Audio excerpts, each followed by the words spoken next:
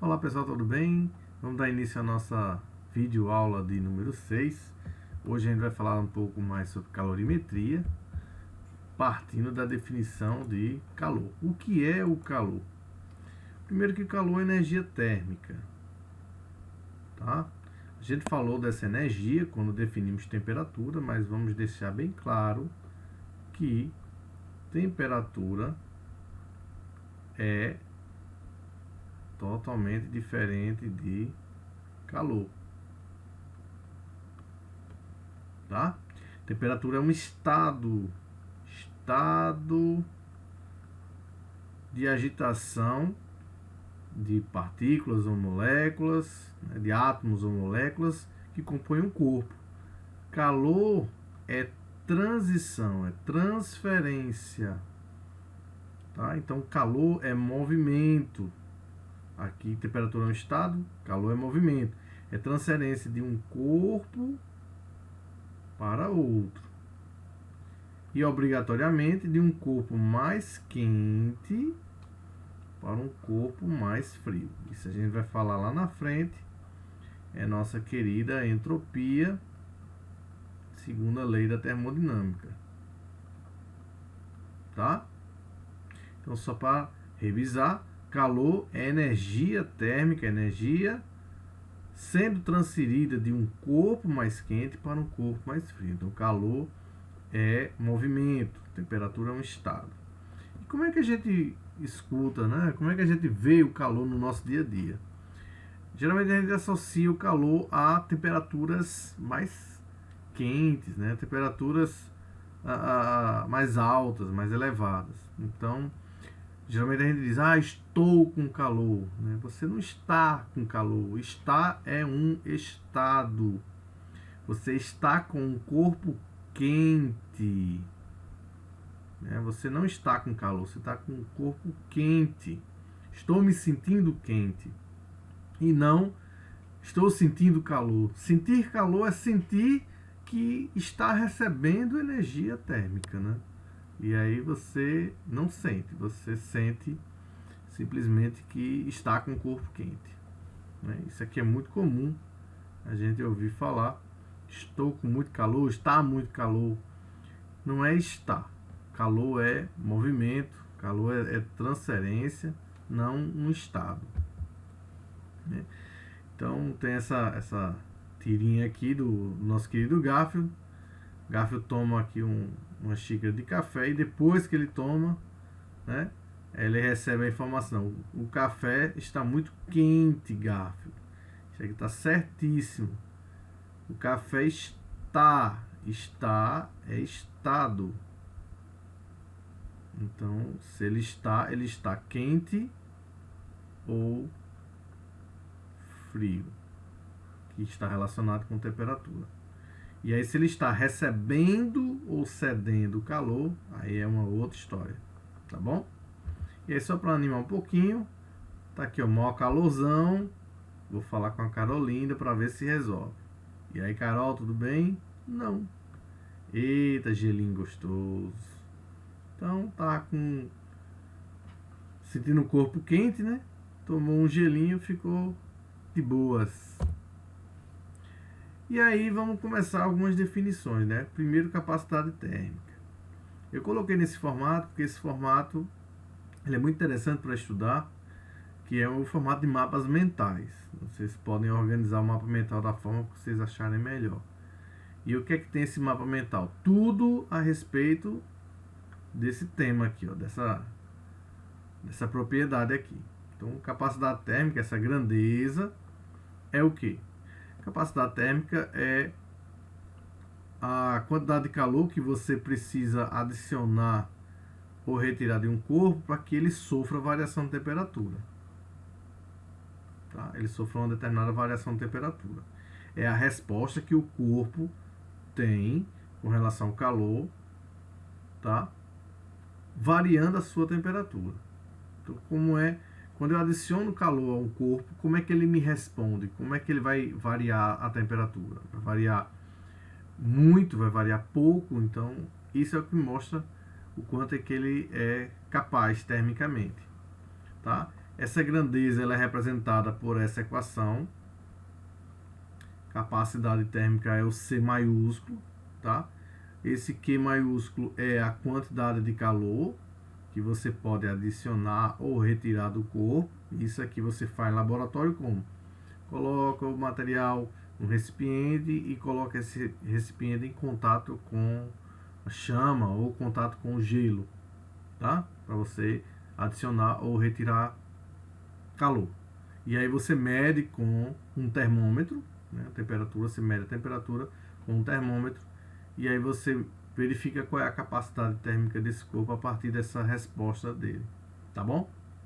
Ou eu posso olhar a capacidade térmica com esse outro olhar aqui. É o olhar da massa e de um C minúsculo que a gente vai definir daqui a pouco, que é o calor específico do objeto. Isso aqui é uma característica do objeto que eu vou falar um pouco mais à frente, tá? Então a capacidade térmica eu posso verificá-la como a resposta que o corpo tem quando recebe ou se cede calor, tá? Variando então a sua temperatura, ou a capacidade térmica pode ser verificada, né? Pode ser analisada como uma relação entre a massa desse corpo e uma propriedade dele que é o calor específico desse corpo, tá? A unidade de capacidade térmica, se a quantidade de calor for em calorias, tá? Quantidade de calor em calorias, que é a unidade de energia. Então, capacidade térmica vai ser calorias por grau Celsius, se a variação de temperatura também for em graus Celsius. Mas isso aqui pode ser também ou Joule por Kelvin, tá? Por quê? Porque Joule é unidade de energia, né? O calor é energia, e Kelvin, unidade padrão SI de temperatura, tá bom? Tá aqui o nosso Kelvin. Quantidade de calor pode ser em caloria ou, né, Joule, e aqui variação de temperatura em Celsius ou em Kelvin, tá bom? Agora vamos falar sobre o calor específico, né? O que é o calor específico? Utilizando, mais uma vez, mapas mentais, esse agora do Brasil Escola. Bem, o que é o calor específico, né? A sua definição é a quantidade de energia por massa necessária para variar 1 grau, né? 1 grau Celsius ou 1 Kelvin. Ou seja, você tem uma determinada massa de material, ou seja, uma massa de ferro, por exemplo, e aí o calor específico do ferro, né, da substância ferro, vai ser uma determinada quantidade de calor responsável por, em 1 grama de ferro, variar 1 grau Celsius ou 1 Kelvin. Ou seja, não é qualquer quantidade de calor, é uma quantidade de calor bem específica. Isso é uma característica do ferro, tá? Uma característica do ferro. Então, que quantidade de calor é essa? 0,11 calorias. Então, 0,11 calorias promove em 1 grama de ferro a variação de 1 grau Celsius.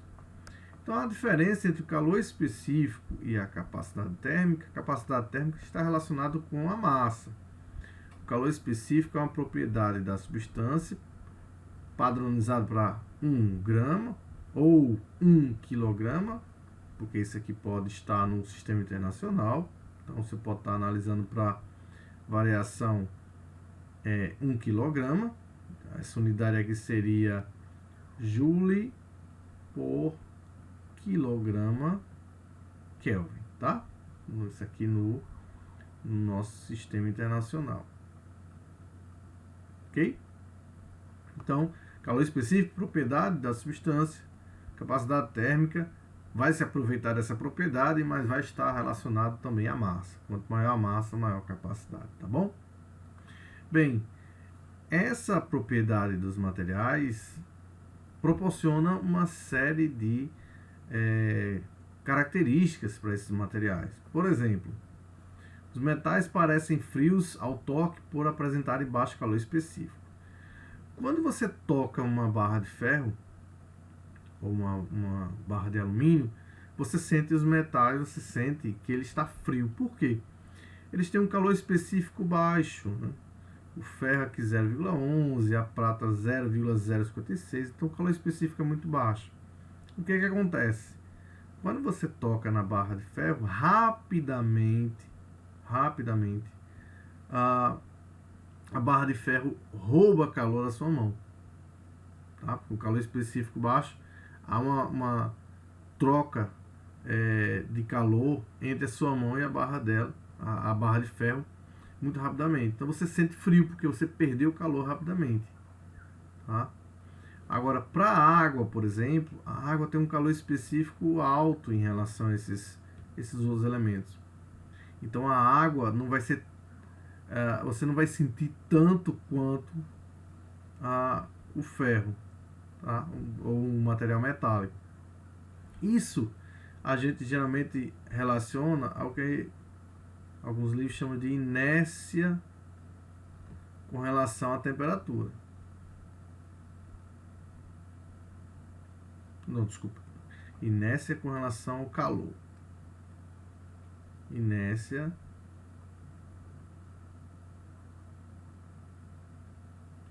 em relação ao calor. O que quer dizer isso? Quando o material tem um calor específico muito alto, dificilmente ele absorve calor. Ele tem uma certa rejeição, uma certa inércia a receber esse calor. Mas aí ele recebe. Se ele recebe e num outro momento for perder esse calor, ele vai perder mais devagar, vai perder mais lentamente. Por quê? Porque ele possui uma inércia com relação ao calor. Então, para quem tem calor específico alto, como a água, demora a receber essa quantidade de calor, mas quando recebe, demora a liberar esse calor, caso tenha que liberar esse calor. Tá? Isso vai proporcionar, por exemplo, o fenômeno da brisa do mar. A brisa do mar você tem, vamos fazer aqui um esqueminha, aqui está o mar, aqui está a terra e o mar. De dia você tem a incidência da radiação, que é igual para todos aqui. Só que o que acontece? Aqui você tem água, e aqui você tem areia, você tem concreto, você tem asfalto, enfim, você tem substâncias que têm um calor específico menor do que a água. E aí o que acontece? Você tem a absorção do calor pela terra e rapidamente liberação. Por quê? Porque o calor específico aqui é pequeno, é baixo. Então absorve rapidamente, libera rapidamente. Aqui não, aqui o calor específico é alto, é da água. Então, absorve lentamente e libera lentamente esse calor. Isso de dia, você vai perceber que a água demora a esquentar e aí aqui rapidamente esquenta. Então, você vai ter um diferencial de temperatura que vai gerar uma diferença de pressão aqui, porque aqui o ar está mais quente do que esse ar daqui. Então, isso vai gerar uma diferença de pressão, isso faz com que haja uma corrente de ar. Em que sentido? Esse ar quente sobe e esse ar frio vem repor esse ar quente que sobe. Então, de manhã você tem um vento frio que vem do mar e o ar quente que vai para o mar. Quando é à noite, esse cenário se inverte.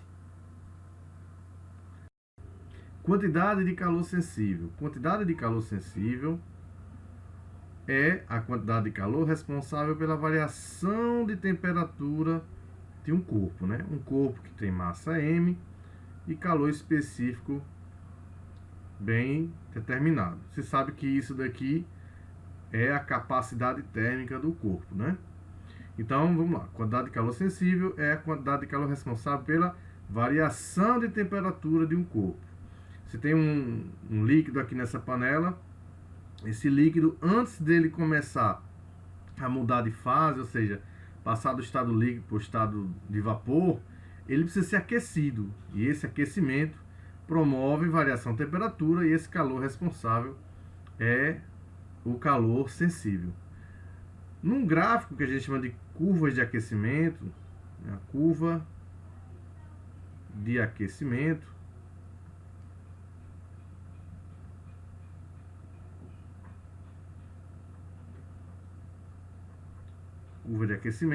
é possível verificar a quantidade de calor sensível a partir da variação de temperatura. Esse eixo aqui é o eixo temperatura, tá? Então aqui eu tenho variação de temperatura. Eu tenho uma temperatura negativa, digamos, menos 30 graus Celsius. E aqui eu tenho o zero, né? O zero do eixo. Então teve uma variação de temperatura. Essa quantidade de calor aqui é essa quantidade de calor aqui, ó. Aqui o eixo de quantidade de calor.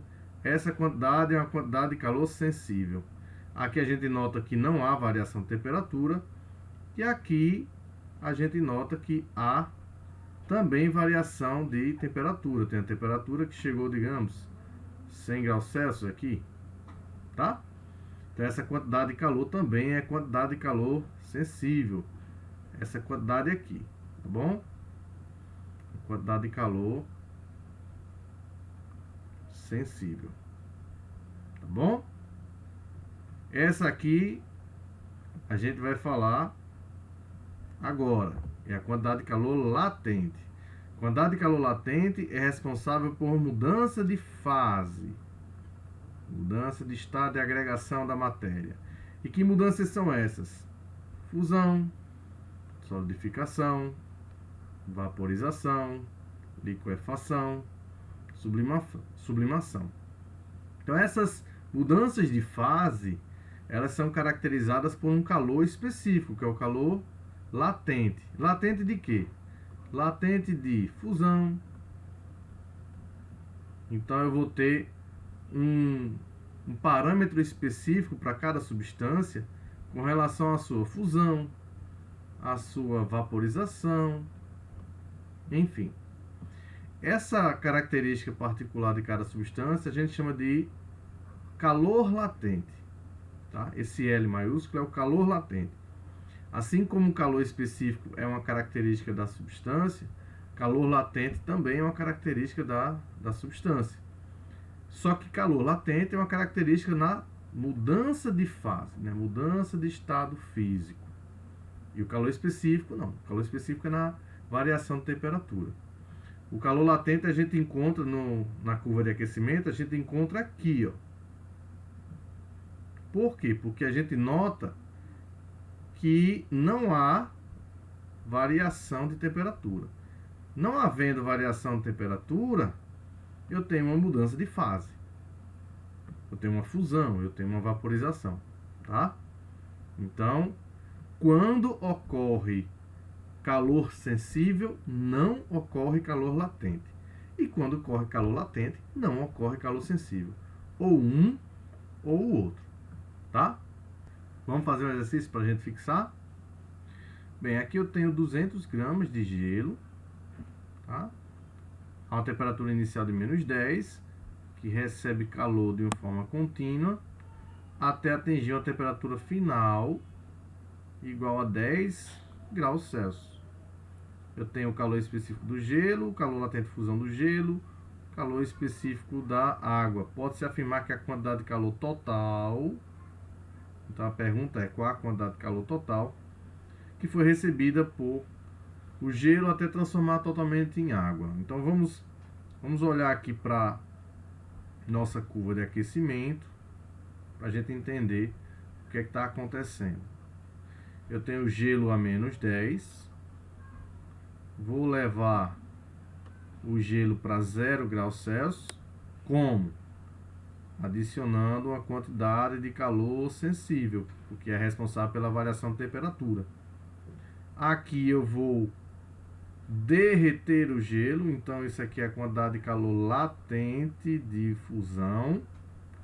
e depois vou levar a água, porque o gelo já foi totalmente derretido, vou levar a água para 10 graus Celsius. Então essa aqui é uma quantidade de calor sensível, porque vai variar a temperatura de 0 até 10. Bom? Então a minha quantidade de calor total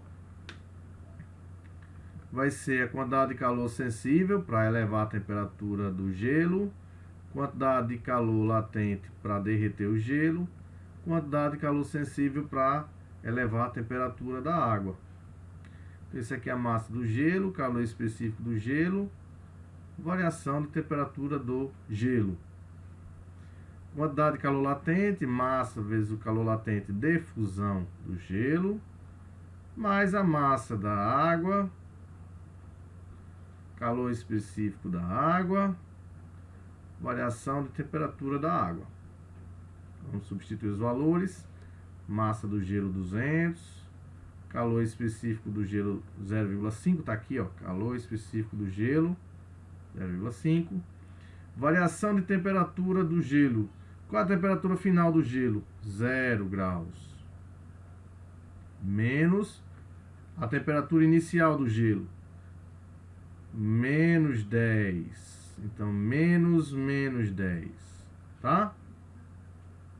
Mais a massa do gelo vezes o calor de fusão do gelo. Mais a massa da água, que também é 200. Vezes o calor específico da água. Tá aqui o calor específico da água. Variação de temperatura. A temperatura final da água é 10. E a inicial é 0, porque a água partiu daqui do 0 até chegar em 10. 200 vezes meio dá 100. 0 menos 10 vai dar 10 positivo. 2 vezes 8, 16. Mais 200 vezes 10, 2.000. Isso aqui vai dar 1.000, mais 2.000, 3.000. 3.000 com 16.000 vai dar 19.000. O que? Calorias, né? A unidade vem aqui do calor específico, né? Calorias. Então, 19.000 calorias, ou se preferir, 19 quilocalorias, que é o mais comum, né? Lembrando que o quilo corresponde a 10, a terceira é um prefixo. Então, nossa resposta aqui, letra D. Agora vocês têm esse exercício para fazerem e me entregarem. E na próxima aula a gente vai falar sobre o princípio das trocas de calor. Tá bom? Um abraço.